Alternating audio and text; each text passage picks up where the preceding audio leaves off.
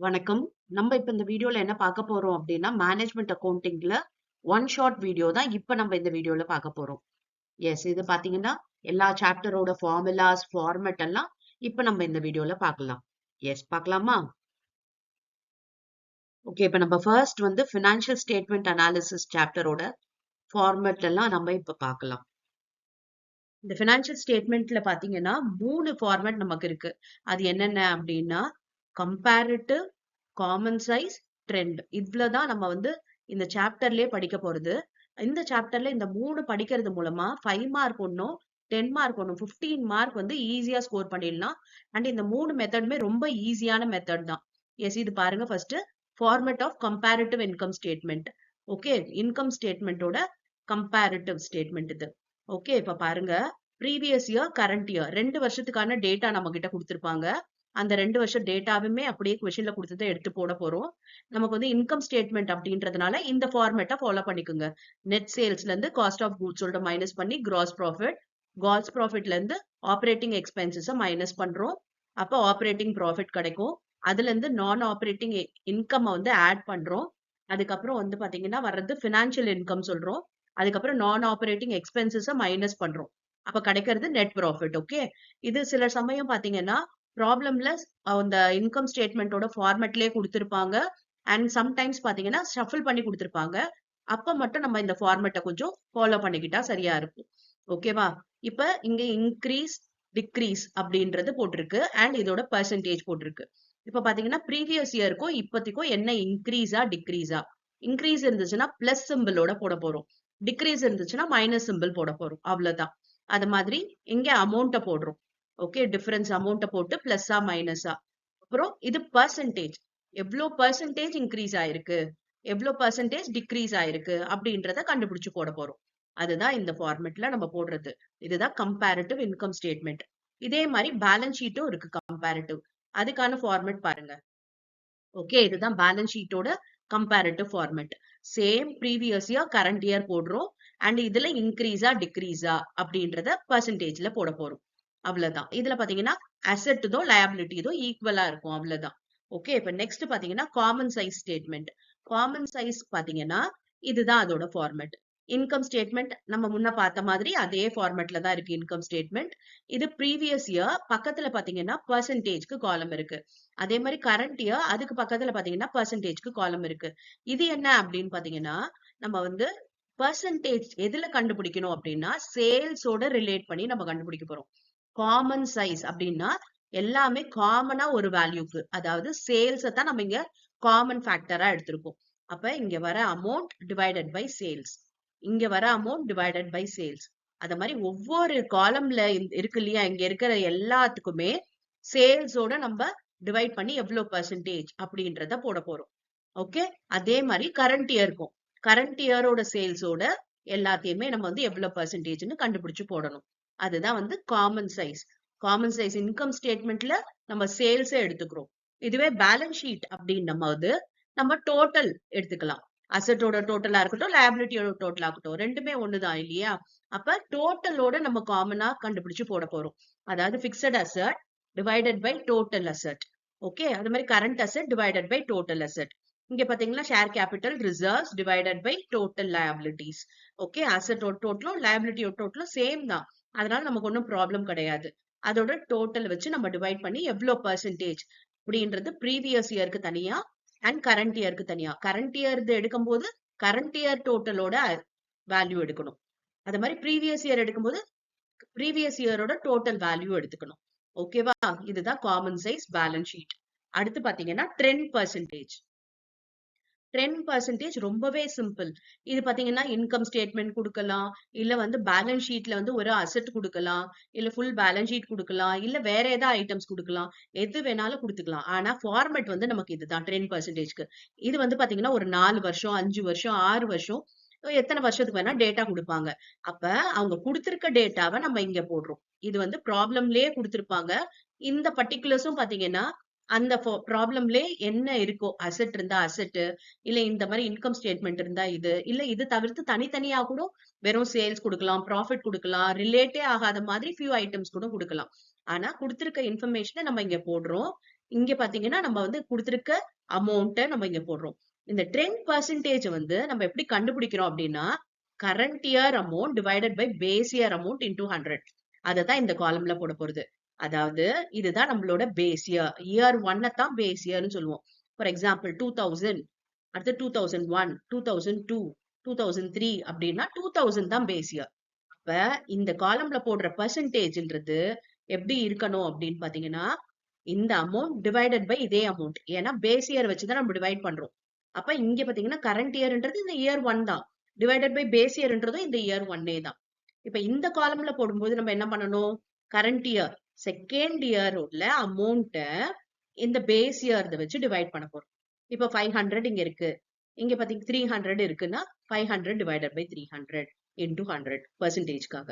இங்க வந்து ஒரு 500 இருக்கு, இங்க 1000 இருக்கு, அப்ப 500 டிவைடட் பை 1000. அதே மாதிரி தேர்ட் இயருக்கும் கண்டுபிடிக்கணும், ஃபோர்த் இயருக்கும் கண்டுபிடிக்கணும். அதாவது அந்த value divided by base year. எல்லாத்துக்குமே பேஸ் இயரை வச்சுதான் டிவைட் பண்ணணும். ஆனா கரண்ட் இயர்னும் போது இந்த ரெஸ்பெக்டிவ் இயர்ஸை எடுத்துக்கணும். செகண்ட் இயர் போட்டா second year value, third year போடும்போது third year value, and fourth year போடும்போது ஃபோர்த் இயர் வேல்யூ இன்டூ 100. அவ்வளவுதான். இங்க ஃபுல்லா பர்சன்டேஜ் தான் வரும். ரொம்ப ரொம்ப ஈஸியான ப்ராப்ளம். நிறைய கொஸ்டின் பேப்பர்ல 5 மார்க்லயும் கேட்டிருக்காங்க, 10 மார்க்லயும் கேட்டிருக்காங்க இந்த ட்ரெண்ட் பர்சன்டேஜ். நிச்சயம் எல்லாருமே இந்த பினான்சியல் ஸ்டேட்மெண்ட் அனாலிசிஸ் சாப்டரை படிங்க. நிச்சயம் உங்களால 15 மார்க்ஸ் ஈஸியா ஸ்கோர் பண்ணிட முடியும். டெஃபினட்டா இந்த பேப்பரை கிளியர் பண்றதுக்கான ஒரு சாப்டர் எது அப்படின்னா நிச்சயம் இந்த பினான்சியல் ஸ்டேட்மெண்ட் அனாலிசிஸ் தான். எஸ், இப்ப நெக்ஸ்ட் வீடியோல வேற சாப்டர் நம்ம பார்க்கலாம். இப்ப வந்து நம்ம ரேஷியோ அனாலிசிஸோட ஃபார்முலாஸ் எல்லாம் பார்க்கலாம். ஃபர்ஸ்ட் பாத்தீங்கன்னா இது டைப்ஸ் ஆஃப் ரேஷியோஸ். ஓகே, ரேஷியோஸை வந்து 3 விதமா பேசிக்கா பிரிக்கிறாங்க. அதாவது solvency ratio, profitability ratio, turnover ரேஷியோன்னு சொல்லிட்டு. சால்வன்சில பாத்தீங்கன்னா short term solvency ratio, long term solvency இருக்கு. இந்த ஷார்ட் டேர்ம் சால்வன்சிக்கு இன்னொரு பேர் என்ன அப்படின்னா லிக்விடிட்டி ரேஷியோன்னு சொல்லுவாங்க. அதுல பாத்தீங்கன்னா 3 ரேஷியோ இருக்கு. லாங் டேர்ம் சால்வன்சில பாத்தீங்கன்னா 6 ரேஷியோ இருக்கு. ப்ராஃபிட்டபிலிட்டியில 10 ரேஷியோ இருக்கு. அண்ட் டர்ன் ஓவர்ஸ்ல பாத்தீங்கன்னா 9 ரேஷியோஸ் இருக்கு. ஓகே, இப்ப வந்து இதோட ஃபார்முலா தான் 1 by 1 நம்ம பார்க்க போறோம். First short term solvency ratios பார்க்கலாம். பாத்தீங்கன்னா first current ratio, current assets divided by current liability. இதுல கரண்ட் அசெட்ஸ்ல என்னென்னலாம் வரும் அப்படின்ட்டு உங்களுக்கு இங்க கொடுத்திருக்கேன். அண்ட் கரண்ட் லயபிலிட்டியில எதெல்லாம் வரும் அப்படின்றது இங்க இருக்கு. ஓகே, இதெல்லாம் தெரிஞ்சு வச்சுக்கிட்டீங்க அப்படின்னா ஈஸியா நம்மளால இந்த ரேஷியோ எல்லாம் போட முடியும். அடுத்து பார்க்கலாம் லிக்விட் ரேஷியோ. லிக்விட் ரேஷியோவோட ஃபார்முலா பாத்தீங்கன்னா liquid asset divided by current liability. அதாவது லிக்விட் அசெட் அப்படின்றது என்னன்னா நம்ம பார்த்தோம் இல்லையா கரண்ட் அசெட், அந்த கரண்ட் அசெட்ல ஸ்டாக்கும் ப்ரீபெய்டு எக்ஸ்பென்சஸும் எடுத்துட்டோம் அப்படின்னா நமக்கு மத்ததெல்லாம் லிக்விட் அசெட்னு வந்துரும். ஓகேவா? கரண்ட் லயபிலிட்டி உங்களுக்கு போன ஸ்லைட்ல என்ன பார்த்தோமோ அதே தான். absolute liquid ratio, absolute liquid asset divided by current liability. absolute liquid assetன்றது என்ன அப்படின்னா cash and cash equivalent to marketable securities தான். ஓகே, ஒருவேளை cash in hand, bank அது மாதிரிலாம் இருந்ததுன்னா அதெல்லாம் தான் cash and cash equivalentன்றது marketable securities தான் எடுத்துக்கணும். அண்ட் current liabilities உங்களுக்கு எல்லாருக்கும் தெரியும் இல்லையா? எஸ், இப்ப மூணும் பார்த்தாச்சு. அதாவது ஷார்ட் டேர்ம் சால்வன்சி ரேஷியோஸ் பார்த்தாச்சு. இப்ப அடுத்து லாங் டேர்ம் சால்வன்சி ரேஷியோஸ் பார்க்கலாம். பாருங்க, ஃபர்ஸ்ட் அதுல டெப்ட் ஈக்விட்டி ரேஷியோ. அதுக்கு ஃபார்முலா பாத்தீங்கன்னா லாங் டேர்ம் டெப்ட் divided by shareholders fund. Long term டெப்ட் அப்படின்றது என்னென்னலாம் அப்படின்னா டிபெஞ்சர்ஸ், பாண்ட், பப்ளிக் டெப்ட், long term loan, long term borrowings. அதாவது லயபிலிட்டி சைடு வந்து ஷேர் ஹோல்டர்ஸ் ஃபண்ட் இருக்கும், லாங் டேர்ம் டெப்ட் இருக்கும், அண்ட் கரண்ட் லயபிலிட்டிஸ் இருக்கும். கரண்ட் லயபிலிட்டிஸையும் ஷேர் ஹோல்டர்ஸ் ஃபண்டையும் விட்டுட்டு பேலன்ஸ் இருக்கிறத தான் நம்ம என்ன சொல்றோம்னா லாங் டேர்ம் டெப்ட்ன்றோம். ஓகே, ஷேர் ஹோல்டர்ஸ் ஃபண்ட்ன்றது எதெல்லாம் அப்படின்னா share capital, reserves and surplus, profit and loss. Okay, அப்ப இந்த லாங் டேர்ம் டெப்ட் divided by shareholders fund. Liability சைட்ல வெறும் கரண்ட் லயபிலிட்டியை மட்டும் விட்டுட்டு லாங் டேர்ம் டெப்டும் ஷேர் ஹோல்டர்ஸ் ஃபண்டையும் எடுத்திருக்கோம் இந்த டெப்ட் ஈக்விட்டி ரேஷியோ கண்டுபிடிக்கிறதுக்கு. எஸ், இப்ப நெக்ஸ்ட் ரேஷியோ பார்க்கலாமா? Proprietary ratio. ப்ரொப்ரேட்டரி ரேஷியோன்றது என்னன்னா ப்ரொப்ரேட்டர்ன்றது யாரு அப்படின்னா இந்த ஷேர் ஹோல்டர்ஸ் தான். So shareholders fund divided by total tangible asset. Okay, இந்த ஷேர் ஹோல்டர்ஸ் ஃபண்ட் நம்ம ப்ரீவியஸா பார்த்தோம் இல்லையா அதே தான். Share capital, reserves and surplus, profit and loss. Total tangible அசெட்ல பாத்தீங்கன்னா டோட்டல் அசெட் சைடோட total minus intangible asset, preliminary expenses, profit and loss, discount on issue of shares and debentures இதெல்லாம் எடுத்துட்டோம். டோட்டல் அசெட்டோட வேல்யூல இருந்து இது எல்லாத்தையும் எடுத்துட்டோம்னா பேலன்ஸ் இருக்கிறது தான் டோட்டல் டான்ஜிபிள் அசெட்ஸ். அடுத்து fixed asset ratio. Fixed asset divided by long term fund. Okay, fixed அசெட்ன்றது என்ன? Minus depreciation. வெறும் பிக்ஸட் அசெட்ன்றது அப்படியே டெப்ரிசியேஷனுக்கு முன்னாடி கிடையாது, டெப்ரிசியேஷனை மைனஸ் பண்ணதுக்கு அப்புறமா. டெப்ரிசியேஷன் அப்படின்னும் போது எந்தெந்த அசெட்டுக்கெல்லாம் எடுத்துப்போம் அப்படின்னா plant and machinery, okay, land and building, furniture and fixtures, இந்த மாதிரி எதெல்லாம் அசெட் இருக்கோ அதுக்கெல்லாம் டெப்ரிசியேஷன் போக பேலன்ஸ் இருக்கிறது தான் எடுக்கணும். அண்ட் லாங் டேர்ம் ஃபண்ட்ன்றது என்னன்னா கரண்ட் லயபிலிட்டியை தவிர்த்து மத்தது எல்லாம், அதாவது லாங் டேர்ம் டெப்ட் பிளஸ் ஷேர் ஹோல்டர் ஃபண்ட் சேர்ந்ததுதான் லாங் டேர்ம் ஃபண்ட்ஸ்ன்றது. பாருங்க, ஷேர் ஹோல்டர் ஃபண்ட்ல இருந்து share capital, reserves and surplus, profit and loss எடுத்திருக்கோம். அதுக்கப்புறம் லாங் டேர்ம் டெப்ட்ல இருந்தது டிபெஞ்சர், பாண்ட், பப்ளிக் டெப்ட், long term loan, long term borrowing, அது எல்லாம் எடுத்திருக்கோம். கரண்ட் லயபிலிட்டிஸ் மட்டும் விட்டுடணும், பேலன்ஸ் இருக்கிறது எல்லாமே எடுத்துக்கலாம். அடுத்து லாங் டேர்ம் சால்வென்சில capital gearing ratio. Capital gearing ratio formula பாருங்க, லாங் டேர்ம் டெப்ட் plus preference share capital divided by equity shareholders fund. Okay, இதுக்கு முன்னாடி நம்ம பார்த்த வரைக்கும் வெறும் ஷேர் ஹோல்டர்ஸ் ஃபண்ட்னு இருந்தது. அப்ப அதுக்கு அர்த்தம் என்ன அப்படின்னு பாத்தீங்கன்னா எல்லாமே எடுத்துக்கலாம், ப்ரிஃபரன்ஸ் ஷேர், ஈக்விட்டி ஷேர்ஸ் எல்லாம் எடுத்துக்கலாம். ஆனா இங்க வந்து ஸ்பெசிபிக்கா என்ன சொல்லிட்டாங்கன்னா ஈக்விட்டி ஷேர் ஹோல்டர்ஸ் ஃபண்ட் அப்படின்றதுனால வெறும் ஈக்விட்டி ஷேர் கேபிட்டல் மட்டும் தான் இங்க எடுக்கிறோம். ஓகேவா? மத்தபடி reserves and surplus, profit and loss எடுத்துக்கலாம். ஓகே, இப்ப லாங் டேர்ம் டெப்ட் உங்களுக்கு பொதுவா தெரியும் இல்லையா, அதோட ப்ரிஃபரன்ஸ் ஷேர் கேபிட்டலையும் ஆட் பண்ணிக்கணும். அதுதான் பாத்தீங்கன்னா நமக்கு வந்து கேபிட்டல் கியரிங் ரேஷியோக்கான ஃபார்முலா. ஓகே, அதாவது லாங் டேர்ம் டெப்ட் உங்களுக்கு தெரிஞ்ச விஷயம் plus preference share capital add பண்ணிக்கிறோம். சரியா? நெக்ஸ்ட் பாருங்க, சால்வென்சி ரேஷியோ. சால்வென்சி ரேஷியோட ஃபார்முலா பாத்தீங்கன்னா total external liability divided by total tangible asset. Total tangible asset already நம்ம பார்த்தோம் இல்லையா proprietary ratioல, அதே தான் இங்கேயும் எடுத்துக்கிறோம். அப்புறம் total external liabilityன்றது என்ன அப்படின்னு பாத்தீங்கன்னா long term debtம் கரண்ட் லயபிலிட்டியும், அதாவது ஷேர் ஹோல்டர்ஸ் ஃபண்ட தவிர பேலன்ஸ் இருக்கிறது எல்லாமே எக்ஸ்டர்னல் தான். ஏன்னா ஷேர் ஹோல்டர்ஸ் பாத்தீங்கன்னா இன்டர்னல், அது இன்டர்னல் ஃபண்டுன்னு சொல்லுவாங்க, ஏன்னா அது ஓனர்ஸோட ஃபண்டு. இப்ப வெளி ஆட்கள் கிட்ட நம்ம வாங்குறது தான் எக்ஸ்டர்னல் லயபிலிட்டி. வெளி ஆட்கள் கிட்ட என்னென்ன வாங்குறோம்? லாங் டேர்ம் டெப்ட், அதாவது debenture, bond, loan, current liabilities. ஓகேவா? எஸ். இப்ப நெக்ஸ்ட் லாங் டேர்ம் சால்வென்சி எல்லாம் முடிஞ்சது. அடுத்து பாத்தீங்கன்னா ப்ராஃபிட்டபிலிட்டி ரேஷியோஸ். ப்ராஃபிட்டபிலிட்டி ரேஷியோஸ் அதுல பாத்தீங்கன்னா first gross profit ratio. Formula என்னன்னா gross profit divided by net sales into 100. Net sales அப்படின்னா சேல்ஸ் ரிட்டர்ன்ஸை மைனஸ் பண்ணணும், அதுதான் வந்து நெட் சேல்ஸ். கிராஸ் ப்ராஃபிட் எப்படி கண்டுபிடிக்கிறது? சேல்ஸ்ல இருந்து காஸ்ட் ஆஃப் கூட்ஸோட மைனஸ் பண்ணணும். கிராஸ் ப்ராஃபிட் கொடுத்திருந்தாங்கன்னா எடுத்து யூஸ் பண்ணிக்கலாம், கொடுக்கல அப்படின்னா கிராஸ் ப்ராஃபிட்டை ஃபைண்ட் அவுட் பண்ணிட்டு நம்ம கண்டுபிடிக்கணும். அடுத்து நெட் ப்ராஃபிட் ரேஷியோ.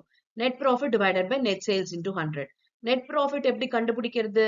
கிராஸ் ப்ராஃபிட்ல இருந்து எக்ஸ்பென்சஸ் எல்லாம் மைனஸ் பண்ணணும் அண்ட் இன்கம் எல்லாம் ஆட் பண்ணணும், வரதுதான் நெட் ப்ராஃபிட். நெட் ப்ராஃபிட் ப்ராப்ளம்ல இருந்ததுன்னா அந்த நெட் ப்ராஃபிட் எடுத்து யூஸ் பண்ணலாம், இல்லைன்னா நம்ம நெட் ப்ராஃபிட்டை ஃபைண்ட் அவுட் பண்ணணும்.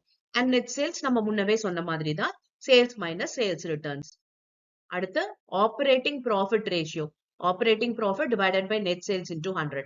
ஆப்பரேட்டிங் ப்ராஃபிட் கண்டுபிடிக்கிறதுக்கு நமக்கு ரெண்டு ஃபார்முலா இருக்கு, அதாவது ரெண்டு அப்ரோச்சுன்னு இதை சொல்லலாம். என்ன அப்படின்னு பாத்தீங்கன்னா கிராஸ் ப்ராஃபிட்ல இருந்து ஆப்பரேட்டிங் எக்ஸ்பென்சஸ மைனஸ் பண்ணணும். ஓகே, இல்லைன்னா நெட் ப்ராஃபிட்டை வச்சு நம்ம ஒர்க் அவுட் பண்றோம் அப்படின்னா நான் ஆப்பரேட்டிங் எக்ஸ்பென்சஸ் எல்லாத்தையும் ஆட் பண்ணணும் அண்ட் நான் ஆப்பரேட்டிங் இன்கம் எல்லாத்தையும் மைனஸ் பண்ணணும். ஓகே, ஆப்பரேட்டிங் எக்ஸ்பென்சஸ் அப்படின்னா என்ன அப்படின்னு பாத்தீங்கன்னா administrative expenses, selling and distribution, office expenses, அப்புறம் பாத்தீங்கன்னா நமக்கு வந்து அட்மினிஸ்ட்ரேஷன், ஆஃபீஸ், ஃபேக்டரி எக்ஸ்பென்சஸ், அது மாதிரிலாம் ஏதாவது இருந்துச்சுன்னா அதெல்லாம் தான் ஆப்பரேட்டிங் எக்ஸ்பென்சஸ். நான் ஆப்பரேட்டிங்ன்றது என்ன அப்படின்னா loss on sale, okay, dividend paid, interest paid, அதாவது பிசினஸோட ஆபரேஷனுக்கு ரிலேட் ஆகாம இருக்கிறது தான் நம்ம நான் ஆப்பரேட்டிங் எக்ஸ்பென்சஸ் சொல்லுவோம். எதெல்லாம் பிசினஸ் ஆபரேஷனுக்கு ரிலேட் ஆகுதோ அது ஆப்பரேட்டிங். அப்ப நான் ஆப்பரேட்டிங் இன்கம்ன்றது என்ன? Interest received, dividend received, profit on sale, இதெல்லாம் நான் ஆப்பரேட்டிங் இன்கம். ஓகேவா? ரெண்டு அப்ரோச் மூலமா நம்ம இந்த ஆப்பரேட்டிங் ப்ராஃபிட்டை கண்டுபிடிக்கலாம். எஸ். அடுத்து பாத்தீங்கன்னா நெட் சேல்ஸ், அது உங்களுக்கு தெரிஞ்சதுதான். Next operating ratio. ஆப்பரேட்டிங் ரேஷியோவோட ஃபார்முலா பாருங்க, cost of goods sold plus operating expenses divided by net sales. Okay, operating expenses பாருங்க இங்க கொடுத்திருக்கு. Office overhead, selling overhead, distribution overhead. Okay, net sales உங்களுக்கு தெரியும். ஓகே, இதுல பாத்தீங்கன்னா சேல்ஸ் மைனஸ் கிராஸ் ப்ராஃபிட் தான் காஸ்ட் ஆஃப் கூட்ஸ் சோல்ட். சரியா? இன்னொரு விஷயம் இதுல என்ன அப்படின்னு பாத்தீங்கன்னா, ஆப்பரேட்டிங் ப்ராஃபிட் ரேஷியோவும் ஆப்பரேட்டிங் ரேஷியோவையும் ஆட் பண்ணீங்கன்னா உங்களுக்கு 100 வரும். ஓகே, அதாவது ஆப்பரேட்டிங் ரேஷியோ 75 அப்படின்னா ஆப்பரேட்டிங் ப்ராஃபிட் ரேஷியோ 25 தான் இருக்கும். 80 இருந்ததுன்னா 20 இருக்கும். அது மாதிரி ரெண்டுத்தையும் ஆட் பண்ணா 100 வரும். இதுல இருந்தே நீங்க செக் பண்ணிக்கலாம் நம்ம சரியா போட்டிருக்கோமா இல்லையான்ட்டு. எஸ், இப்ப நெக்ஸ்ட் பார்க்கலாமா? எஸ், இப்ப பாருங்க specific expenses ratio. Specific expenses ரேஷியோன்றது என்னன்னா, தனிப்பட்ட ஒரு எக்ஸ்பென்சஸ் ரேஷியோ கேக்குறாங்க. ஒருவேளை ஃபேக்டரி எக்ஸ்பென்சஸ் ரேஷியோ அப்படின்னா ஃபேக்டரி எக்ஸ்பென்சஸ் தான் ஸ்பெசிபிக் எக்ஸ்பென்சஸ். ஓகேவா? Divided by net sales. இது என்னென்ன ஸ்பெசிபிக் எக்ஸ்பென்சஸ்லாம் இருக்கலாம் அப்படின்னா, factory, office, selling, distribution, financial expenses. இதுல எது வேணாலும் கொடுத்து இந்த ரேஷியோ கால்குலேட் பண்ணுங்க அப்படின்னு கொடுக்கலாம். அடுத்து earning per share. earning per shareோட ஃபார்முலா பாருங்க, net earnings divided by number of equity shares. net earningsன்றது என்ன அப்படின்னா, profit after interest, tax and preference dividend. ஓகே, ப்ராஃபிட்ல இருந்து நம்ம ஃபர்ஸ்ட் இன்ட்ரெஸ்ட மைனஸ் பண்ணணும், அதுக்கப்புறம் டாக்ஸ மைனஸ் பண்ணணும், அதுக்கப்புறம் ப்ரிஃபரன்ஸ் டிவிடெண்ட மைனஸ் பண்ணணும். அதுக்கப்புறம் வரதை தான் நெட் earningsன்றோம். Divided by number of equity share. Number of equity share ப்ராப்ளம்ல இருந்துச்சுன்னா அப்படி எடுத்துக்கலாம். இல்லனா equity share capital divided by face value per equity share. அடுத்து payout ratio. Payout ratio formula பாருங்க, dividend on equity shares divided by net earning into 100. Okay, dividend on equity share எப்படி கண்டுபிடிக்கலாம்? Dividend அவ்வளவுதான், நார்மலா equity share capital into rate of equity dividend. Okay, net earningsன்றது இப்ப முன்ன பார்த்தோம் இல்லையா, அதேதான். இன்ட்ரெஸ்ட், டாக்ஸ், ப்ரிஃபரன்ஸ் டிவிடெண்ட் எல்லாமே மைனஸ் பண்ண பிறகு வரது தான் நெட் earnings. அடுத்து ப்ராஃபிட்டபிலிட்டி ரேஷியோல பாத்தீங்கன்னா return on shareholders fund. இது net profit after interest and tax. Okay, இன்ட்ரெஸ்டும் டாக்ஸும் மட்டும் தான் நெட் ப்ராஃபிட் ஆஃப்டர். டிவிடெண்ட் இங்க பண்ணல. Divided by shareholders fund. Shareholders fund உங்களுக்கு என்னன்னு தெரியும். ஓகே, இங்க நெட் ப்ராஃபிட்ல இருந்து இன்ட்ரெஸ்டையும் டாக்ஸையும் மைனஸ் பண்றோம். அடுத்து return on total asset. Total அசெட்க்கு பாத்தீங்கன்னா net profit after interest and tax divided by total tangible asset. Tangible asset அப்படின்னா எதெல்லாம் எடுக்கணும் தெரியும் இல்லையா? Total assets minus intangible, preliminary expenses, discount, profit and loss. அடுத்து interest coverage ratio. Okay, net profit before interest and tax. இதுக்கு முன்னாடி பார்த்ததெல்லாம் after வந்துச்சு. இதுல வந்து என்ன போட்டிருக்கோம்? Before interest and tax. Okay, டாக்ஸையும் இன்ட்ரெஸ்டையும் சப்ராக்ட் பண்றதுக்கு முன்னாடி இருக்க profit divided by fixed interest charges. Fixed interest charges அப்படின்னா எதெல்லாம் வரும்ன்றத பாருங்க. Interest on debentures, interest on public டெப்ட், interest on bond, interest on long-term loan, interest on long-term borrowing. இது எல்லாமே fixed interest charges. ஓகே, இதெல்லாம் ப்ராப்ளம்ல கொடுத்திருந்தா இதெல்லாம் எடுத்து ஆட் பண்ணிக்கணும். ஓகேவா? எஸ், இப்ப ப்ராஃபிட்டபிலிட்டி ரேஷியோஸ் முடிஞ்சது. அடுத்து பாத்தீங்கன்னா டர்ன் ஓவர் ரேஷியோ. அந்த ஃபர்ஸ்ட் ஒன் பாத்தீங்கன்னா stock turnover ratio. Stock turnover ratio formula பாருங்க, cost of goods sold divided by average stock. Cost of goods sold கண்டுபிடிக்க முடியல அப்படின்னா நெட் சேல்ஸ் எடுத்துக்கலாம். Okay, cost of goods sold கண்டுபிடிக்க formula என்ன? Sales minus gross profit. இல்லன்னா இன்னொரு ஃபார்முலாவும் இருக்கு, opening stock plus purchases minus closing stock. ஓகேவா? இப்போ இந்த காஸ்ட் ஆஃப் கூட்ஸ் சோல்ட் நம்மளால கண்டே பிடிக்க முடியல அப்படின்னா நெட் சேல் எடுத்து நம்ம ஒர்க் அவுட் பண்ணலாம். ஆவரேஜ் ஸ்டாக்ன்றது என்ன? Opening stock plus closing stock divided by 2. Next stock velocity, number of months or number of days in a year divided by stock turnover ratio. Stock turnover ratio formula இப்பதான் பார்த்தோம் இல்லையா? அது மூலமா stock turnover ratio கண்டுபிடிக்கணும். Number of மந்த்ன்றது நமக்கு வந்து 12 months in a year. Days எடுத்துக்கிட்டோம்னா 365. அப்ப ஆன்சர்ல பாத்தீங்கன்னா மந்த் வச்சு போட்டோம்னா ஆன்சர்ல மந்த்னு கொடுக்கணும். டேஸ் வச்சு போட்டோம்னா ஆன்சர்ல டேஸ் வச்சுன்னு கொடுக்கணும். டேஸ்ன்ட்டு. Okay, yes. இப்ப நெக்ஸ்ட் பாருங்க, debtors turnover ratio. Credit sale or net sale. Credit sale கண்டுபிடிக்க முடியல அப்படின்னா நெட் சேல் எடுத்துக்கணும். கிரெடிட் சேல் கண்டுபிடிக்க ஃபார்முலா என்ன? டோட்டல் சேல்ஸ்ல இருந்து கேஷ் சேல்ஸையும் சேல்ஸ் ரிட்டர்ன்ஸையும் மைனஸ் பண்ணா வர்றதுதான் credit sale. Okay, average accounts ரிசீவபிள்னா opening accounts receivable plus closing accounts receivable divided by 2. Okay, accounts ரிசீவபிள்னா என்ன? Bills receivable plus debtor. Okay, இப்ப இங்க டிவைடட் பை 2ன்றது எப்ப பண்ணணும்னா ஓப்பனிங்கும் க்ளோசிங்கும் இருந்தாதான் டிவைடட் பை 2 பண்ணணும். இல்லைன்னா வெறும் ஓப்பனிங் மட்டும் தான் இருக்கு, இல்ல வெறும் க்ளோசிங் மட்டும் தான் இருக்கு அப்படின்னா பில்ஸ் ரிசீவபிள் பிளஸ் டெட்டாஸ் எடுத்துக்கலாம். ஒருவேளை பில்ஸ் ரிசீவபிள்ஸே இல்ல, டெட்டாஸ் மட்டும் தான் இருக்குன்னு டெட்டாஸை மட்டும் எடுத்துக்கலாம். ஓகேவா? எஸ். இப்ப டெட்டாஸ் வெலாசிட்டி. ஓகே, அதாவது டெட்டா கலெக்ஷன் பீரியட்னு சொல்லுவாங்க. இப்ப நம்ம ஸ்டாக் வெலாசிட்டி பார்த்தோம்ல, அதே மாதிரி தான். Okay, number of month or days in a year divided by debtor turnover ratio.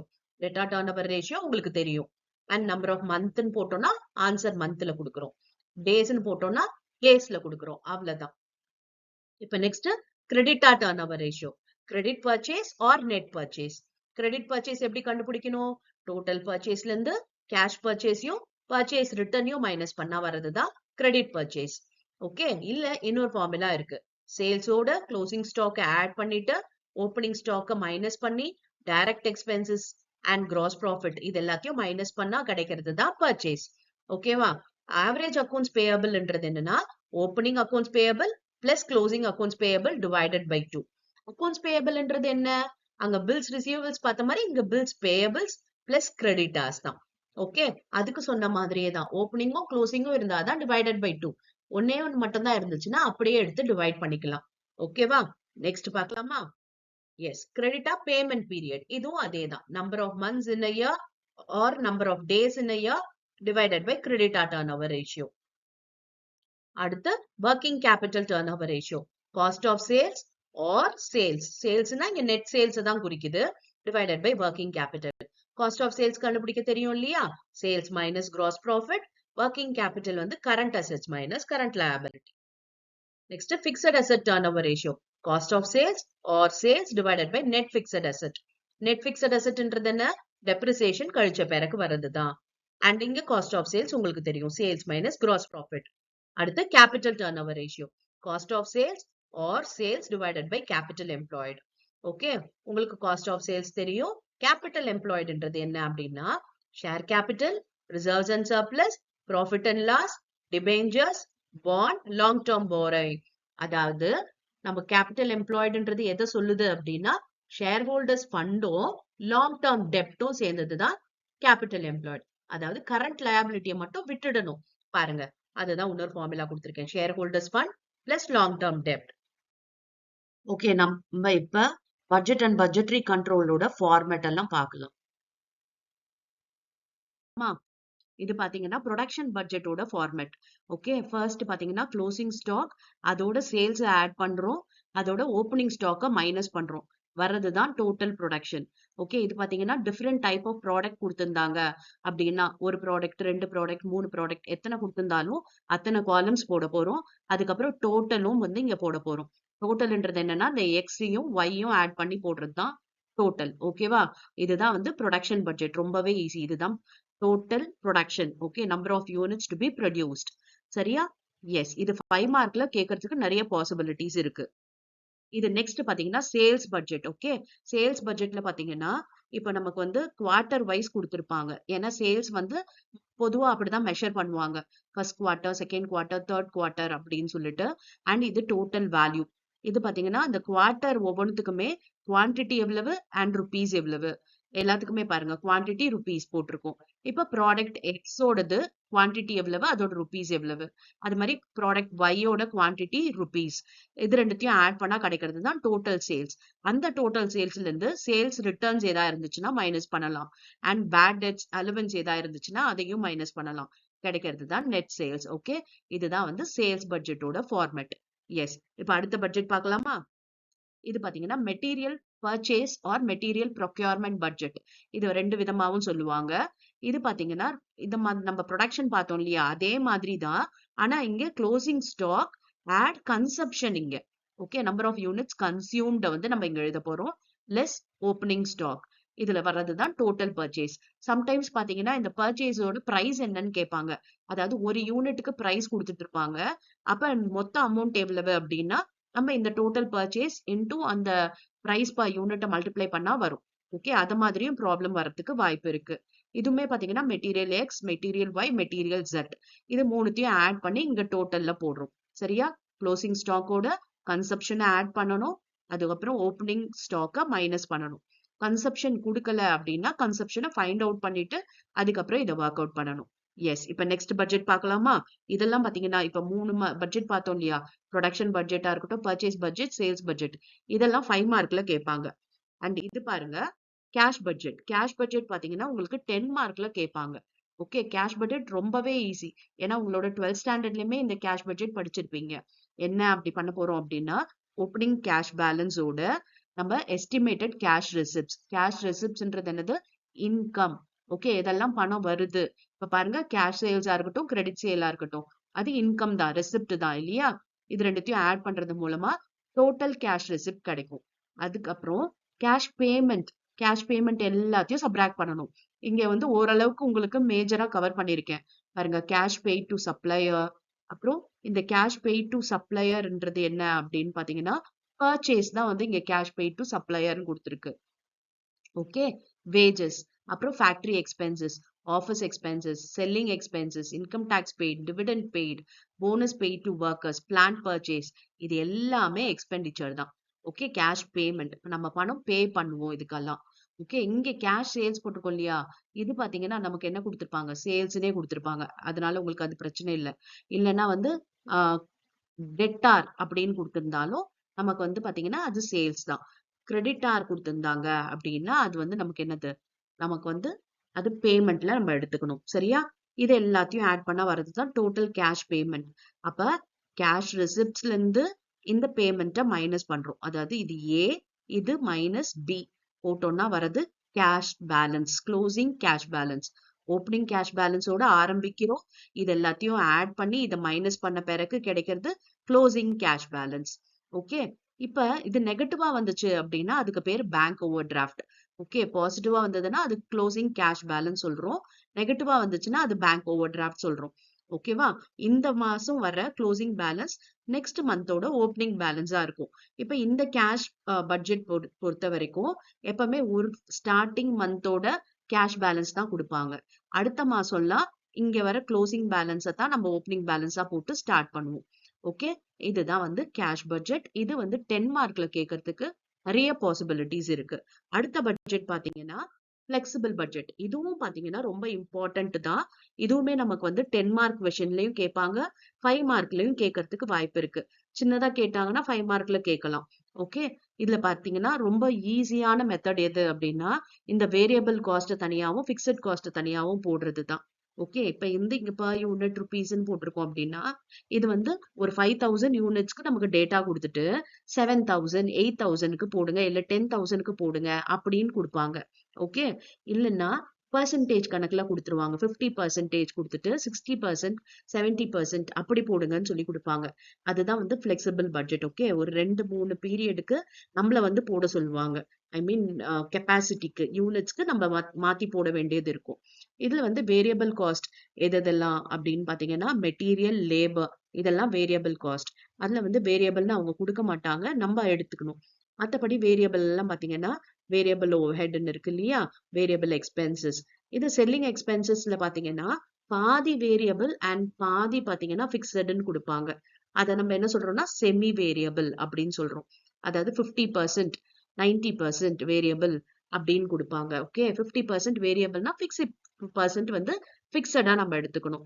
இல்ல 20% வேரியபிள் அப்படின்னாங்கன்னா நம்ம வந்து 80% பிக்சட் அப்படின்னு எடுத்துக்கணும். இந்த செல்லிங் எக்ஸ்பென்சஸா இருக்கட்டும், டிஸ்ட்ரிபியூஷனா இருக்கட்டும், அட்மினிஸ்ட்ரேஷனா இருக்கட்டும், இத மாதிரி உங்களுக்கு வேரியபிள் பாதி அண்ட் பிக்சட் பாதி வரதுக்கு வாய்ப்பு இருக்கு. ஓகே, இப்ப வந்து variable cost and fixed cost ரெண்டுத்தையும் ஆட் பண்ணா வர்றது தான் டோட்டல் காஸ்ட். ஓகே, இதுதான் வந்து பிளெக்சிபிள் பட்ஜெட். ரொம்பவே ஈஸியானது தான். Total variable cost, total fixed cost, இது ரெண்டுத்தையும் ஆட் பண்ண டோட்டல் காஸ்ட். ஓகேவா? அப்ப நமக்கு தெரிஞ்சிரும். இப்போ 1 lakh யூனிட்ஸ்க்கு எவ்வளவு காஸ்ட், அப்ப 2 lakhக்கு எவ்வளவு அண்ட் 3 lakhக்கு எவ்வளவு அப்படின்னு சொல்லிட்டு நம்ம வந்து கண்டுபிடிச்சிடலாம். இது பாத்தீங்கன்னா வேரியபிள் காஸ்ட் வந்து per யூனிட் வந்து மாறாது. ஓகே, நல்லா இது தெரிஞ்சுக்க வேண்டியது என்னன்னா இப்ப வேரியபிள் காஸ்ட் per யூனிட்.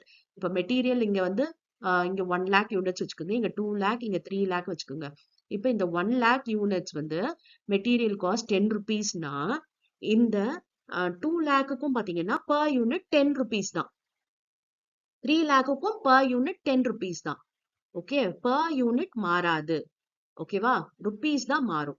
ஏன்னா 1 லேக்கு 10 ருபீஸ் அப்படின்னா 10 லேக், 2 லேக்குக்கு 10 ருபீஸ் அப்படின்னா 20 லேக் அப்படி ஆகும். ஓகே, ஆனா பிக்சட் காஸ்ட் என்னன்னா அமௌண்ட் வந்து அதே தான் இருக்கும்.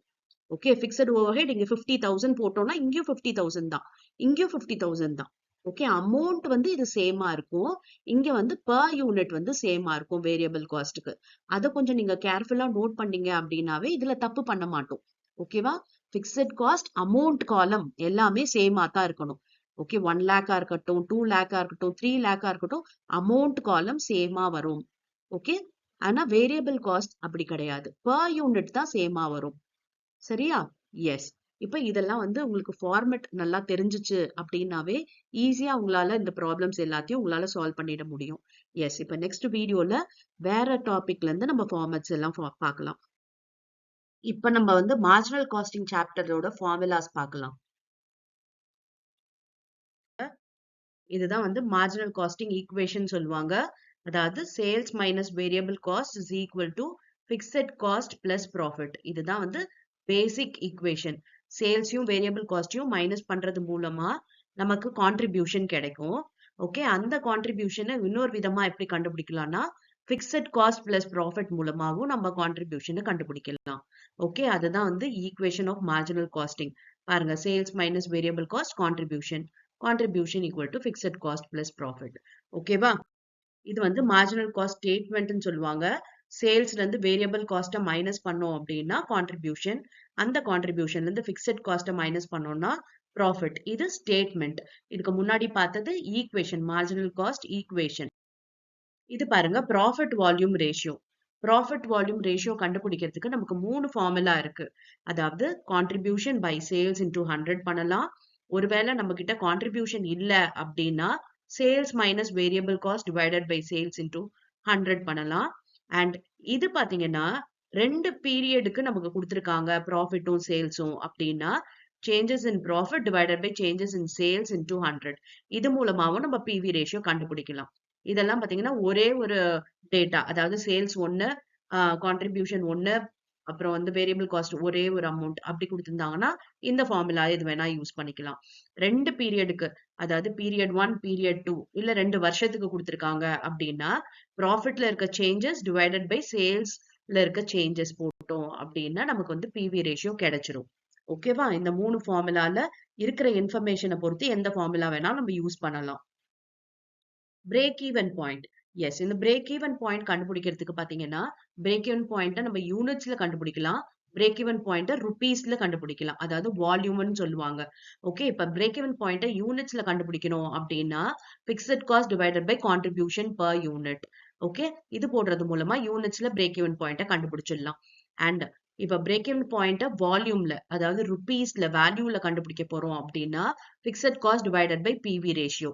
இன்னொரு ஃபார்முலாவும் இருக்கு இந்த வால்யூம்ல கண்டுபிடிக்கிறதுக்கு. அது என்ன அப்படின்னா இந்த break even point in units நமக்கு இதுல கிடைக்குது இல்லையா, அது into selling price per unit.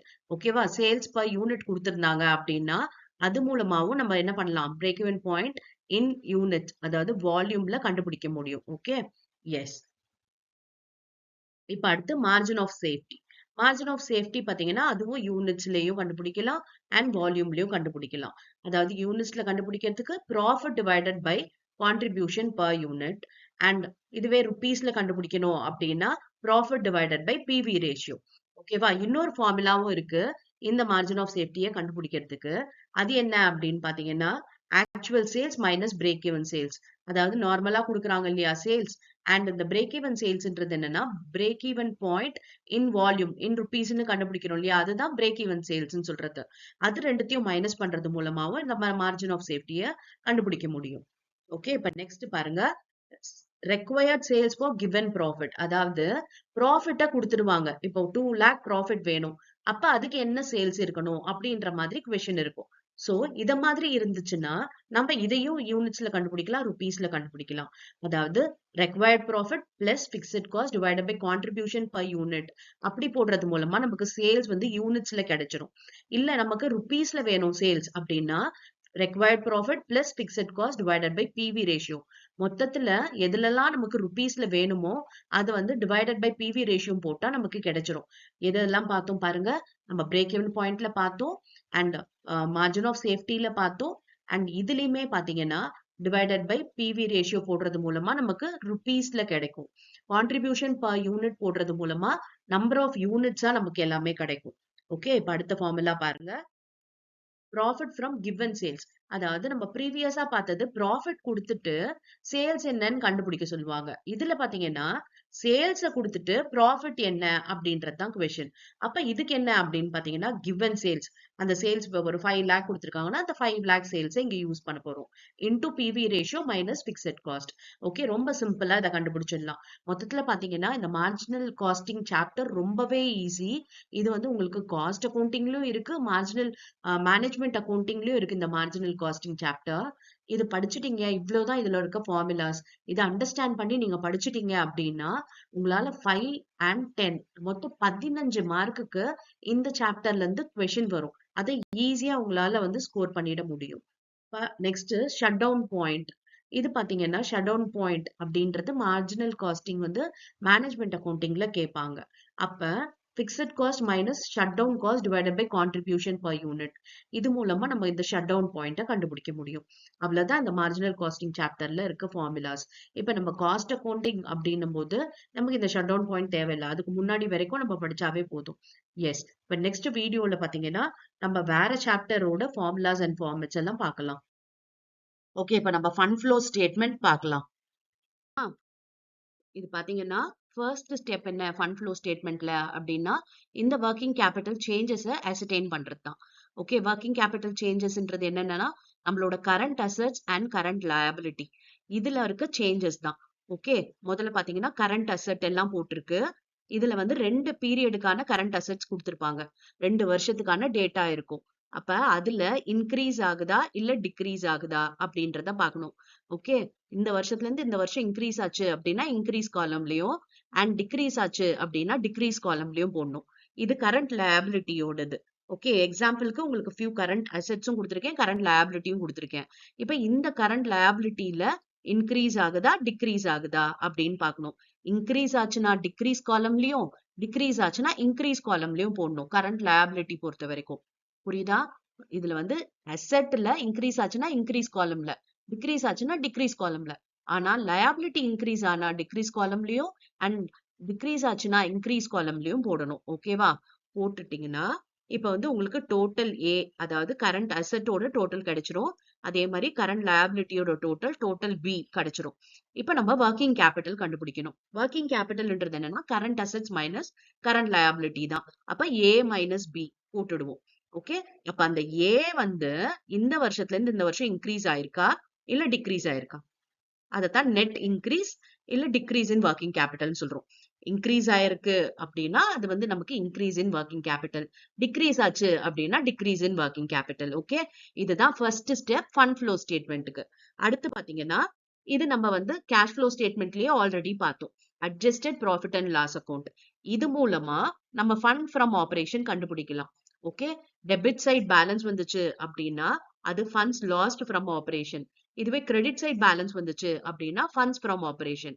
இதெல்லாம் பாத்தீங்கன்னா நான் ஆபரேட்டிங் எக்ஸ்பென்சஸ், இதெல்லாம் நான் ஆபரேட்டிங் இன்கம். ஓகே, இது பேலன்ஸ் brought downன்றது என்னன்னா ப்ராஃபிட் அண்ட் லாஸோட ஓப்பனிங் பேலன்ஸ் தான். ஓகேவா? இது வந்து closing balance of profit and loss. Okay, profit and லாஸோட ஓப்பனிங் போடுறோம் and closing balance of profit and loss போட்டிருக்கோம். இதுல வர பேலன்சிங் ஃபிகரை தான் நம்ம கண்டுபிடிக்க போறோம். இப்ப நம்ம கிட்ட net asset increase in current working capital இல்ல டிக்ரீஸ் இன் ஒர்க்கிங் கேபிட்டல் இருக்கும், இல்ல இந்த ஃபண்ட் ஃப்ரம் ஆபரேஷன் இல்ல ஃபண்ட்ஸ் லாஸ்ட் ஃப்ரம் ஆபரேஷன் இருக்கும். ஓகே, இப்ப இந்த நாலுத்தையும் நம்ம ஃபண்ட் ஃப்ளோ ஸ்டேட்மெண்ட்ல போடணும். இது பாத்தீங்கன்னா அக்கவுண்ட் இல்லையா, இது ஸ்டேட்மெண்ட் ஃபார்ம். அதே தான் டெபிட்ல இருக்கிறது எல்லாத்தையும் ஆட் பண்றோம், கிரெடிட்ல இருக்கிறது எல்லாத்தையும் மைனஸ் பண்றோம், அவ்வளவுதான். இது பாத்தீங்கன்னா ஃபண்ட் ஃப்ளோ ஸ்டேட்மெண்ட். நான் சொன்னேன் இல்லையா, ஃபண்ட்ஸ் ஃப்ரம் ஆபரேஷன் அந்த சோர்சஸ்ல போடணும், அண்ட் அவுட்ஃப்ளோ ஃப்ரம் ஆபரேஷனா இருந்துச்சுன்னா அது அப்ளிகேஷன்ல போடுறோம். டிக்ரீஸ் இன் ஒர்க்கிங் கேபிட்டல்னா நம்ம வந்து சோர்சஸ்ல போடுறோம், இன்க்ரீஸ் இன் ஒர்க்கிங் கேபிட்டல்னா அப்ளிகேஷன்ல போடுறோம். புரியுதா? நம்ம கண்டுபிடிச்ச ரெண்டுத்தையுமே நம்ம இந்த ஃபண்ட் ஃப்ளோ ஸ்டேட்மெண்ட்ல போட்டுட்டோம். அவ்வளவுதான். அதுக்கப்புறம் issue of shares, issue of debentures, இல்ல டெபாசிட் ஏதாவது வாங்கியிருக்கீங்க, லோன் ஏதாவது வாங்கியிருக்கோம், இல்ல அசெட் ஏதாவது சேல் பண்ணியிருக்கோம், இன்வெஸ்ட்மெண்ட்டை சேல் பண்ணியிருக்கோம். இது எல்லாமே சோர்சஸ் ஆஃப் ஃபண்ட். ஓகே, நம்ம பர்ச்சேஸ் பண்றோம், ரீபே பண்றோம் அப்படின்னா அதெல்லாம் application of fund. Application of ஃபண்ட்ன்றது என்னன்னா கேஷ் வந்து வெளியில போகுது, செலவு பண்றோம், இதுதான் அப்ளிகேஷன் ஆஃப் ஃபண்ட். சோர்சஸ்ன்றது என்னது? கேஷ் வருது, வருமானம் வருது, அதைத்தான் வந்து சோர்சஸ் ஆஃப் ஃபண்ட்னு சொல்றோம். ஓகே, அப்புறம் இந்த ரெண்டு நம்ம கண்டுபிடிச்சது இல்லையா, அதை வந்து நம்ம போடணும். போட்டா உங்களுக்கு இந்த ஃபண்ட் ஃப்ளோ ஸ்டேட்மெண்ட் என்ன ஆயிடும்னா டேலி ஆயிடும். ஓகே, இது வந்து பேலன்ஸ் ஆயிடும். நமக்கு எப்படி பேலன்ஸ் ஷீட் லயபிலிட்டிஸும் அசட்டும் ஈக்குவலா வருமோ அதே மாதிரி எங்க சோர்சஸ் ஆஃப் ஃபண்டோ அப்ளிகேஷன் ஆஃப் ஃபண்டோ ஈக்குவலா வந்துடும். அப்பதான் நம்ம சரியா போட்டிருக்கோம்ட்டு அர்த்தம். ஓகே, இப்ப புரிஞ்சுதா உங்களுக்கு இந்த ஃபண்ட் ஃப்ளோ ஸ்டேட்மெண்டோட ஃபார்மேட்? நெக்ஸ்ட் வீடியோல வேற சாப்டரோட ஃபார்மேட் நம்ம பார்க்கலாம், ஃபார்முலாஸ் எல்லாம். எஸ், இப்ப கேஷ் ஃப்ளோ ஸ்டேட்மெண்ட் பார்க்கலாம் நம்ம. ஓகே, நம்ம இப்ப டைரக்ட் மெத்தட்ல ஃபார்மேட் பார்க்கலாம். டைரக்ட் மெத்தட் பார்க்கலாம். இது பாருங்க, கேஷ் ஃப்ளோ ஸ்டேட்மெண்ட் ப்ரிப்பேர் பண்றதுக்கு முன்னாடி நம்ம இந்த ஃபண்ட்ஸ் ஃப்ரம் ஆபரேஷன் கண்டுபிடிக்கணும். ஓகே, இந்த ஃபண்ட்ஸ் ஃப்ரம் ஆபரேஷன் கண்டுபிடிக்கிறதுக்கு நமக்கு ரெண்டு வழி இருக்கு. ஒன்னு இந்த adjusted profit and loss account போடலாம், இன்னொன்னு பாத்தீங்கன்னா ஸ்டேட்மெண்ட் மாதிரி போடலாம். ஓகே, இந்த ரெண்டு வழியிலுமே நம்ம இந்த ஃபண்ட்ஸ் ஃப்ரம் ஆபரேஷன் கண்டுபிடிக்க முடியும். ஓகே, இது வந்து டைரக்ட் மெத்தட்ல. ஃபர்ஸ்ட் பாத்தீங்கன்னா இதெல்லாம் உங்களோட எக்ஸ்பென்சஸ் தான். depreciation on fixed asset, loss on sale of fixed asset, loss on sale of investment, goodwill written off, discount on issue, provision for tax, proposed dividend, transfer to reserve, preliminary expenses. Okay, இது எல்லாமே வந்து நம்ம debit பண்றோம். And கிரெடிட்ல பாத்தீங்கன்னா profit on sale of fixed asset, profit on sale of investment, interest on investment, income tax refund, dividend received. ஓகேவா, இதெல்லாம் போட்ட பிறகு பேலன்சிங் ஃபிகர் கிரெடிட்ல வந்துச்சு அப்படின்னா அது பேரு ஃபண்ட்ஸ் ஃப்ரம் ஆபரேஷன். இதுவே டெபிட்ல வந்துச்சு அப்படின்னா அது funds lost in operation. Okay, fund from ஆபரேஷன்னா எங்க போடணும் அண்ட் ஃபண்ட்ஸ் லாஸ்ட்னா எங்க போடணும்ன்றது சொல்றேன். ஓகே, இது வந்து அட்ஜஸ்டட் ப்ராஃபிட் அண்ட் லாஸ் அக்கௌண்ட்ல நம்ம ஃபண்ட்ஸ் ஃப்ரம் ஆபரேஷன் கண்டுபிடிக்கிறோம். இது பாத்தீங்கன்னா ஸ்டேட்மெண்ட்ல போடுறோம், அவ்வளவுதான். வித்தியாசம் என்னன்னு பாத்தீங்கன்னா இது ஸ்டேட்மெண்டா இருந்தது, அது அக்கௌண்டா இருந்தது, அவ்வளவுதான். Net profit as per profit and loss தான். அதுலயும் வந்து நம்ம கிரெடிட் சைட்ல பேலன்ஸ் ப்ராட் டவுன் போட்டிருப்போம், அது பாத்தீங்கன்னா நெட் ப்ராஃபிட் தான். அதை தான் நம்மள இங்க வந்து நெட் ப்ராஃபிட்டோட ஸ்டார்ட் பண்றோம். அண்ட் நான் ஆபரேட்டிங் எக்ஸ்பென்சஸ் எல்லாத்தையும் ஆட் பண்றோம். அதாவது அங்க டெபிட்ல போட்டோம் இல்லையா, அதெல்லாம் தான் இங்க ஆட் பண்றோம். அண்ட் கிரெடிட்ல போட்டோம் இல்லையா, அதெல்லாம் நான் ஆபரேட்டிங் இன்கம், அதை வந்து நம்ம சப்ராக்ட் பண்றோம். அது மூலமா நமக்கு ஃபண்ட் ஃப்ரம் ஆபரேஷன் வரும். இது வந்து பாசிட்டிவ் ஃபிகரா இருந்துச்சு அப்படின்னா அது பேரு ஃபண்ட்ஸ் ஃப்ரம் ஆபரேஷன். இல்ல நெகட்டிவா இருந்துச்சு அப்படின்னா அது ஃபண்ட்ஸ் லாஸ்ட் ஃப்ரம் ஆபரேஷன். அவ்வளவுதான் வித்தியாசம்.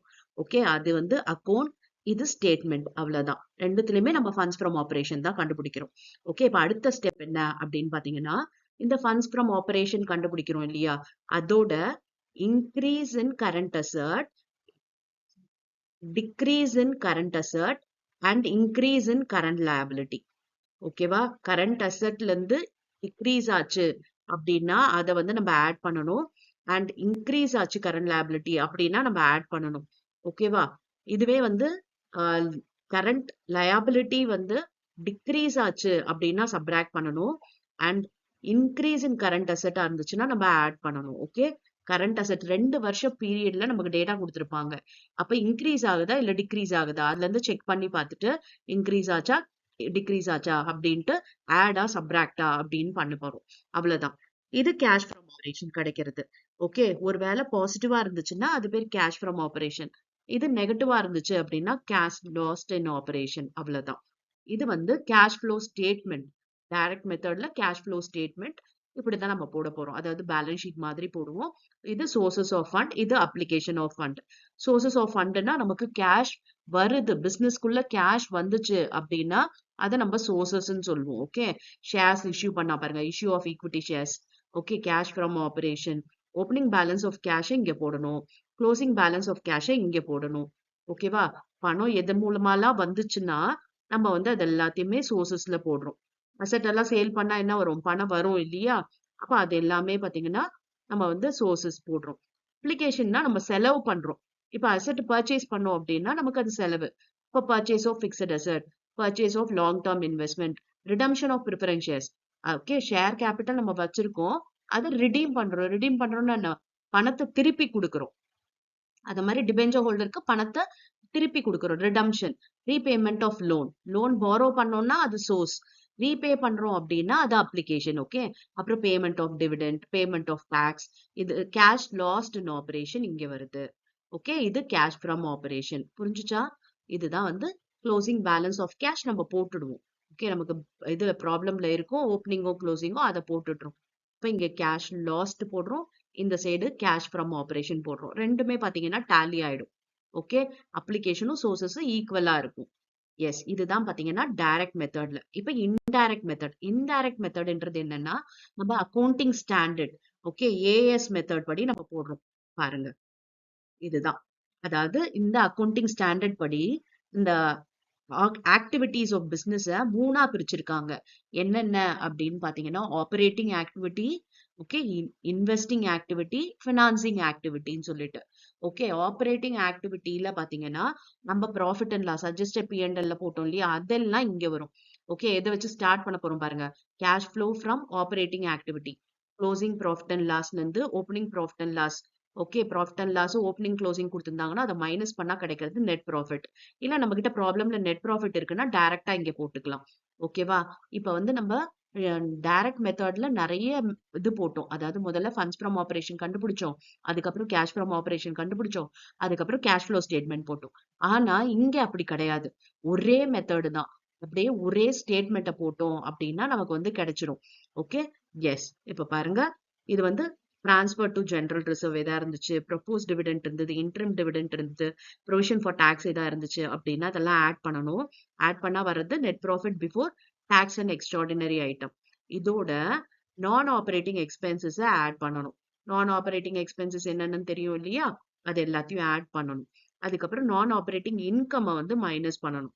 ஓகே, அது எல்லாத்தையும் மைனஸ் பண்ண பிறகு வர்றதுதான் operating profit before working capital changes. இதுக்கு இன்னொரு பேர் இருக்கு, அதுதான் ஃபண்ட்ஸ் ஃப்ரம் ஆபரேஷன். ஓகே, நம்ம அந்த டேபிள் போட்டு ஃபண்ட்ஸ் ஃப்ரம் ஆபரேஷன் கண்டுபிடிச்சத இப்ப ஸ்டேட்மெண்டா நம்ம இங்க போட்டிருக்கோம். இதுதான் என்ன இது சொல்லுவாங்கன்னா, cash flow from operating activity. இன்னும் வந்து கம்ப்ளீட் ஆகல, இன்னும் பேலன்ஸ் இருக்கு. இது வரைக்கும் நம்ம போட்டிருக்கோம், ஸ்பேஸ் இல்லைன்றதுனால நெக்ஸ்ட் ஸ்லைட்ல போட்டிருக்கேன். ஃபண்ட்ஸ் ஃப்ரம் ஆபரேஷன் சொல்றது பாருங்க. இப்ப இந்த operating activity funds from operation போட்டோம் இல்லையா, அதோட டிக்ரீஸ் இன் கரண்ட் அசெட் அங்க பண்ணோம் இல்லையா, கேஷ் ஃப்ளோ கண்டுபிடிக்கிறதுக்கு அதே தான் இங்கேயும் பண்றோம். Decrease in current asset, increase in current லயபிலிட்டியா இருந்துச்சுன்னா ஆட் பண்ணணும். Increase in current asset, decrease in current லயபிலிட்டியா இருந்தா மைனஸ் பண்ணணும். பண்ண பிறகு வருது கேஷ் ஃப்ரம் ஆபரேஷன். அதுல இன்கம் டாக்ஸ் பெய்ட வந்து நம்ம சப்ராக்ட் பண்ணோம் அப்படின்னா வருதுதான் net cash from operating activity. Okay, இதுதான் ஏ. ஓகே, இது 3 ஆக்டிவிட்டி சொன்னேன். Operating activity, investing activity, financing ஆக்டிவிட்டின்ட்டு. இதோட டோட்டலா நம்ம என்ன சொல்றோம்னா ஏ, ஆபரேட்டிங் ஆக்டிவிட்டியோட நெட் கேஷ் அப்படின்னு சொல்றோம். Okay, yes. இது பாசிட்டிவாவும் வரலாம், நெகட்டிவாவும் வரலாம். அடுத்து பாத்தீங்கன்னா, இது வந்து இன்வெஸ்டிங் ஆக்டிவிட்டி. பாருங்க, இன்வெஸ்டிங் ஆக்டிவிட்டி நிறைய கிடையாது. Sale of fixed asset investment ஏதா இருந்துச்சு அப்படின்னா அதை போட்டுட்டு, அதுல purchase of fixed asset investment ஏதா இருந்துச்சுன்னா மைனஸ் பண்றோம். சேல்னா பணம் வருது, பர்ச்சேஸ்னா பணம் போகும். அதை மைனஸ் பண்ண பிறகு வருது தான் net cash from investing activity. இதை நம்ம என்ன நேம் பண்ணிருக்கோம்னா பி அப்படின்னு நேம் பண்ணிருக்கோம். இதுக்கப்புறம் cash flow from financing activity, இதுதான் 3வது ஆக்டிவிட்டி. இதுல பாத்தீங்கன்னா நம்மளோட பேலன்ஸ் ஷீட்ல இருக்கிற ஐட்டம்ஸ்ல லயபிலிட்டி சைடு இருக்கிறதெல்லாம் வரும். Okay, further issue of equity shares or preference shares issue புதுசா பண்ணாங்க அப்படின்னா, இல்ல பாண்ட் டிபெஞ்சர்ஸ் இஷ்யூ பண்ணாங்கன்னா, லோன் எல்லாம் போரோ பண்ணாங்கன்னா, இதெல்லாம் ரிடீம் பண்ணாங்கன்னா, ஓகே, பணம் இதெல்லாம் வருது, இதெல்லாம் ரிடீம் பண்றோம். ஓகே, ப்ரிஃபரன்ஸ் ஷேர் ரிடீம் பண்றோம், டிபெஞ்சர் ரிடீம் பண்றோம், ரீபே பண்றோம் லோனை. Okay, propose dividend paid, interim dividend paid. இதெல்லாம் அட்ஜஸ்ட் பண்ண பிறகு வர்றது net cash from financing activity. Okay, இப்ப ஏ பி சி மூணுத்தையும் ஆட் பண்ணா நமக்கு கிடைக்கிறது net increase or decrease in cash and cash equivalent. இன்க்ரீஸ்னா பாசிட்டிவா வந்துச்சுன்னா, டிக்ரீஸ்னா நெகட்டிவா வந்துச்சுன்னா, ஓகே, அதை வந்து நம்ம நேம் பண்ணிக்கிறோம். அதோட opening cash and cash equivalent. Okay, அதாவது கேஷ் அட் பேங்க் கேஷ்ன்றதை எடுத்துக்கலாம், அதுதான் கேஷ் அண்ட் கேஷ் ஈக்குவலண்ட். அது ஓப்பனிங் பேலன்ஸ் ஆட் பண்ணும் அப்படின்னா நமக்கு க்ளோசிங் பேலன்ஸ் அரைவ் ஆயிடும். இதுதான் வரும். ஓகே, இந்த ஏபிசிய ஆட் பண்ண பிறகு opening balance of cash add பண்ணா க்ளோசிங் பேலன்ஸ் ஆஃப் கேஷ் கிடைக்கும். ஓகே, அதைத்தான் நம்ம என்ன சொல்றோம்னா cash and cash equivalent at the end. Okay, நம்ம கண்டுபிடிக்கிறது எது? இதுதான் கண்டுபிடிக்கிறோம். Net increase or decrease in cash and cash equivalent. மத்ததெல்லாம் ப்ராப்ளம்லேயே இருக்கும். அதை எடுத்து நம்ம போட வேண்டியதுதான். ஓகே, இதை மட்டும் நம்ம கரெக்டா கண்டுபிடிச்சிட்டோம் அப்படின்னா அதோட ஓப்பனிங் கேஷ் ஆட் பண்ணா க்ளோசிங் கேஷ் அரைவ் ஆயிடுச்சு அப்படின்னா நம்ம கரெக்டா போட்டிருக்கோம்னு அர்த்தம். இதுதான் கேஷ் ஃப்ளோ ஸ்டேட்மெண்டோட ஃபார்மேட். புரிஞ்சது இல்லையா? நெக்ஸ்ட் வீடியோல ஃபண்ட் ஃப்ளோ ஸ்டேட்மெண்டோட ஃபார்மேட் நம்ம பார்க்கலாம். இது மொத்தத்தையும் போட்டிருக்கேன்.